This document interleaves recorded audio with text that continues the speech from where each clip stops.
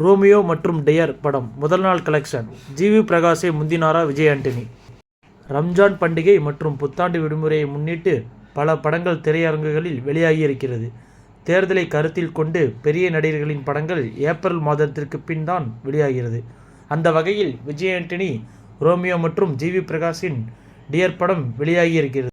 விஜய் ஆண்டனி வித்தியாசமான கதைக்களத்தை தேர்ந்தெடுத்து நடித்தாலும் ஒரு முறை பார்த்தால் அலுப்பு தட்டும்படிதான் அமைந்திருக்கிறது. அதேபோல் ஜிவி பிரகாஷும் இந்த மாதம் தொடர்ந்து ஒவ்வொரு வாரமும் ஒவ்வொரு படம் வெளியாகி வருகிறது. அவ்வாறு ஜிவி பிரகாஷ் மற்றும் ஐஸ்வர்யா ராஜேஷ் ஆகியோர் நடிப்பில் டியர் படம் வெளியாகியிருந்தது. இந்த படத்தின் ட்ரெய்லர் குட் நைட் சாயலில் இருப்பதாக விமர்சனங்கள் இருந்தது.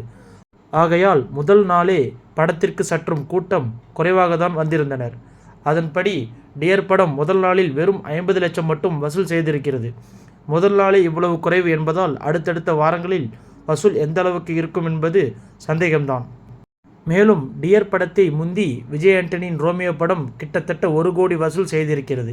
அடுத்தடுத்து சனி ஞாயிறு தமிழ் புத்தாண்டு ஆகிய நாட்களில் விடுமுறை என்பதால்